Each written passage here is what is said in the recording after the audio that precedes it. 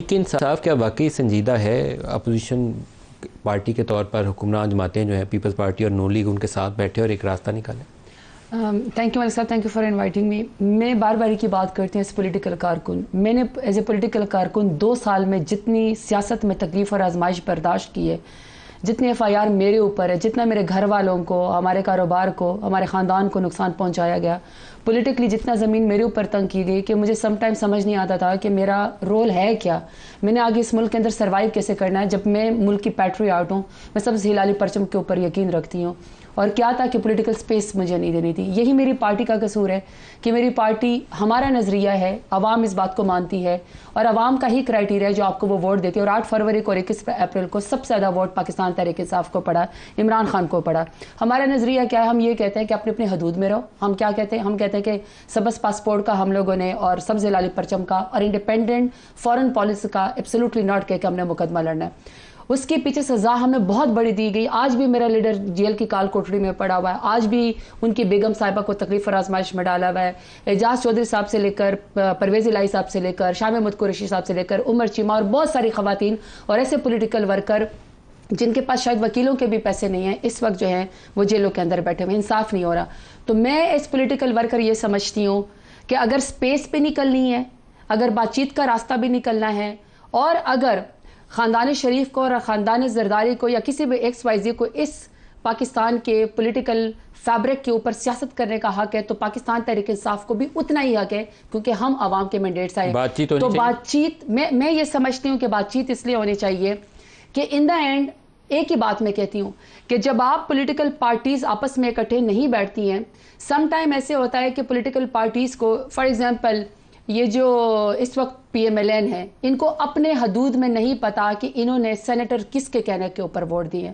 इनको ये नहीं पता कि इनके मिनिस्टर्स कहाँ से आते हैं। आप इनसे पूछना ऐवान में ऑफ द रिकॉर्ड। आपकी PTI का भी यही हाल था, आपकी मिनिस्ट्रियों के फैसले कहीं और होते थे, कोई चंबा नहीं है मुझे ये इस बात मैं उसका जवाब भी आपको देती हूँ। मैं उसकी वजह आपको क्यों मैं क्यों डायलॉग पे बिलीव करती हूँ कि जब ये लोग आते हैं उस वक्त जब आपको जब इनको अपनी सफ़र में पता नहीं है ना PMLN को कि कौन सेनेटर बन गया, कौन मिनिस्टर बन गया। जब इंटीरियर मिनिस्टर साहब एक दफ़ा यहाँ पे अवान में तशरीफ़ लाए, खुद PMLN जाके जता ऐसा जाके उनके कदमों में बैठा है, कैसे तो वो शहबाज शरीफ का जो है वज़ीर आज़म का यानी इस्तकबाल नहीं करते।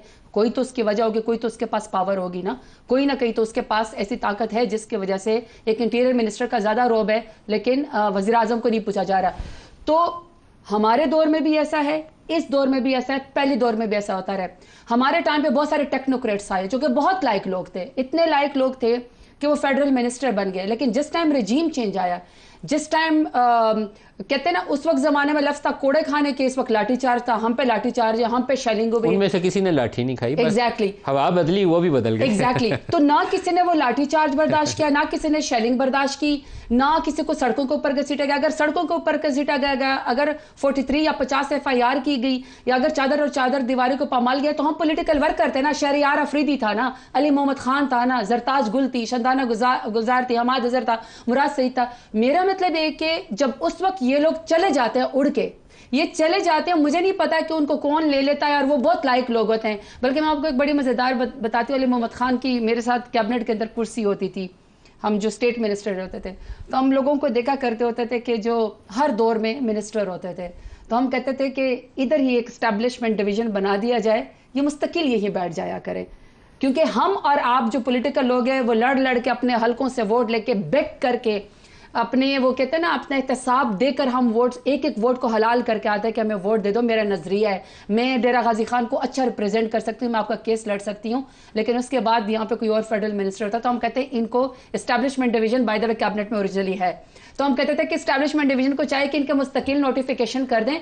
तो मैं समझती हूँ कि इस लड़ाई से निकलने के लिए, बाहर आने के लिए, स्पेस क्रिएशन के लिए हम पॉलिटिकल पार्टी है। मेरे लीडर इमरान खान की 28 साल की जदोजहद है, तो मैं समझती हूँ कि सियासी शख्सियत को बैठना चाहिए। उसकी सबसे अच्छी सोच यही है, ये जो आपने कही है कि पॉलिटिकल लेवल पे सियासी जमातों को बात करके तो सियासी थोड़ी सी स्पेस क्रिएट करनी चाहिए सियासत के लिए, जो अब नहीं है। आप कहें शख्सी आज़ादी तो आपकी चली गई है, आप कहें पॉलिटिकल स्पेस तो आपने कंप्रोमाइज़ कर ली है, तो उसको रीगेन करने के लिए आपको पॉलिटिकल पार्टीज़ को डायलॉग करना चाहिए। जब आप कह रही हैं तो कर क्यों नहीं रहे? मैं आपको उसकी एक ये भी वजह बताती हूँ कि जब पॉलिटिकल स्पेस हम लेना चाहते हैं ना, तो ज़ाहिर हमने जंग तो लड़नी नहीं है, हमारे पास तो आपके सामने जो मुल्क के हालात है इस वक्त, जो आज़ाद कश्मीर के अंदर हो रहा है कि 3 अरब की सब्सिडी के पीछे पूरे कश्मीर को जो है वो ख्वार कर दिया, तो वो तमाम सड़कों के ऊपर आ गए। हमारे यहाँ जो ट्रांसजेंडर है वो अपने हकूक़ के लिए, या जो उनसे उनको टॉर्चर किया जाता है या भत्ता लिया जाता है, वो पुलिस के साथ उनकी लड़ाई चल रही है। किसान हमारा जो ज़मींदार, जो इज़्ज़तदार इंसान है, जो मेरे और आपके ऊपर बोझ नहीं, उल्टा मेरा और आपका गंदा मुका के बोझ उठाता है, उसको जो है वो असम्बली हॉल के सामने, पंजाब असम्बली हॉल के सामने उसको लाठी चार्ज किया जाता है। ऐसे में जब आप पॉलिटिकल स्पेस एक दूसरे के साथ क्रिएट नहीं करते, आपकी हुकूमत पे या अमूर के ऊपर आपकी अबूर नहीं होता, तो ये हालात इसी तरीके से आपके उसमें से निकल जाते हैं। वहाँ फ़ायदा फिर कौन उठाता है?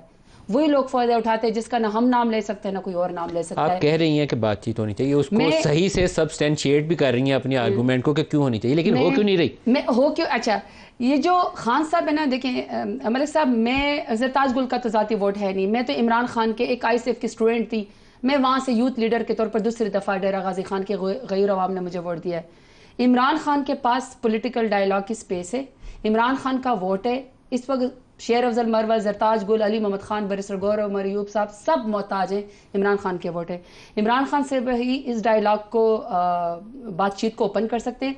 लेकिन मेरा ख्याल है कि वो जो पॉलिटिकल कमेटी उन्होंने एक बनाई है, जिसमें 3 लोग मेरा ख्याल में हैं, और मैं समझती हूँ डॉक्टर आरिफ अलवी साहब को भी ज़रूर होना चाहिए, असद कैसर साहब को भी होना चाहिए, हमसे उसमें बात में भी और वज़न में भी और एक पॉलिटिकल एक्सपीरियंस में हमसे बड़े और इतने बड़े अहदे के ऊपर रह चुके, एक स्पीकर रह चुका है और एक वो सदर रह चुके हैं, जो मैं समझती हूँ कि इस डायलॉग को पॉलिटिकल पार्टी के साथ आगे लेकर जा सकते हैं।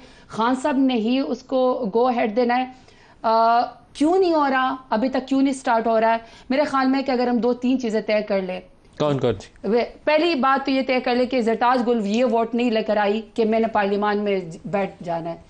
मैं डेरा गाजी खान का मुकदमा लड़ने के साथ साथ असल मुकदमा मैं अपने लीडर इमरान खान का लड़ने के लाई हूँ, जिनको आपने 31 साल की रात और रात सजा दे दी। और अगर अब राना सनाउल्लाह साहब कहते हैं कि आप पॉलिटिकल टेबल, आप सियासी उसके ऊपर बैठक में बैठेंगे तो आपके सियासी मामलात और ये सजाएं भी ख़त्म हो जाएंगी। इसका मतलब है जो हमारी एक कन्विक्शन है कि खान साहब को आपने गलत सजा दी थी रातों रात ताकि कौम ना उम्मीद हो जाए, इसका मतलब है कि हमारा स्टांस मान लिएगा। पहली बात टेबल पर हमें यही रखनी चाहिए कि खान साहब समेत तमाम बेगुनाह कैदियों को बाहर लेकर आ जाए।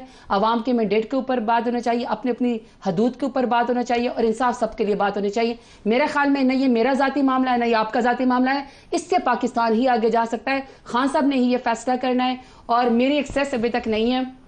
मैं कोशिश करती हूँ। आपकी पहली तो ये बात होगी कि इमरान खान को रिहा किया जाए, फिर दूसरी बात ये होगी कि PTI के जो लोग वर्कर्स पकड़े हुए हैं उनको रिहा किया जाए। बल्कि आज हुकूमत ने ही इनिशिएट किया है, बल्कि मैं उसके ऊपर शायद कल बात भी करना चाहती हूँ। एक वो विमेन एम्पावरमेंट कमेटी भी बना रहे हैं जिसमें वो दोनों अवान की होगी और इसको स्पीकर साहब ने भी बड़ा अप्रिशिएट किया और हमने भी इसको इंडोर्स किया है कि ख़वातीन के लिए हमें विमेन एम्पावरमेंट के ऊपर बात करनी चाहिए और हमें यहीं पर पॉलिसी मेकिंग करनी चाहिए। देखिए ना, मैं पॉलिटिकल वर्कर हूँ, ये क्या बात हुई कि आप मुझे पॉलिटिकल राइट्स एक्सरसाइज नहीं करने देते, मुझे आप जलसे में नहीं जाने देते, आप मुझे RO के दफ्तर में जाने नहीं देते, आप मेरे ऊपर बेवजह FIR करवा लेते हैं। तो मैं जो सबसे ज़्यादा ताकतवर ख़वातीन में आती है, इलाके से वोट लेकर आती हूँ, तो अगर मुझे इंसाफ नहीं मिलेगा तो मेरे इलाके की ख़वातीन की मैं कैसे आवाज़ उठाऊँगी? तो मैं समझती हूँ कि हमें ख़वातीन के पॉलिटिकल राइट्स के लिए और जो ख़वातीन प्रिजनर हैं, मैं समझती हूँ कि खान साहब के साथ इसको भी हमें टेबल पर टॉप प्रायोरिटी पर रखना चाहिए। डॉक्टर यास्मीन राशिद है, आयशा भुट्टा है, आलिया हमजा है, सनम जावेद है, बहुत सारी ऐसी ख़वातीन हैं जिनको इंसाफ मिलना चाहिए मगर अभी तक इंसाफ नहीं मिल रहा। वैसे असूली तौर पर देखें तो ये वो मुतालबात हैं जिनको आप सियासी मैदान में हल कर सकते हैं। ये इस्टेब्लिशमेंट वाली जो आपकी मिलने की ख्वाहिश है वो ज़रूर मिलें, लेकिन ये आप सियासी मैदान में भी हल कर सकते हैं। अगर आप सियासी जमातें बैठ जाएँ तो वहाँ पर, जैसे नवाज शरीफ का केस था, सबको पता था कि वो पोलिटिकली उसको टारगेट किया गया था, उसको इक़्तिदार से बाहर निकालना था, तो PMLN की प्रेसिडेंटशिप भी उससे ले ली, उसको कहा तू नाअहल है, पार्टी भी चेयर नहीं कर सकता। अब वो आज शहबाज शरीफ ने इस्तीफ़ा दे दिया, चंद दिनों में नवाज शरीफ दोबारा सदर बन जाएगा। तो आप बैठेंगे सियासतदान तो रास्ता निकल आएगा, बैठें पहले, ये शर्त है। पता क्या मलिक साहब, रास्ता ज़रूर निकलेगा और निकलना भी चाहिए, क्योंकि आखिर हमने इसी मुल्क के अंदर सियासत करनी है ना, हमने मुल्क से तो कहीं नहीं जाना। सिर्फ इशू ये है कि कोई अपनी गलतियों से सीखता है।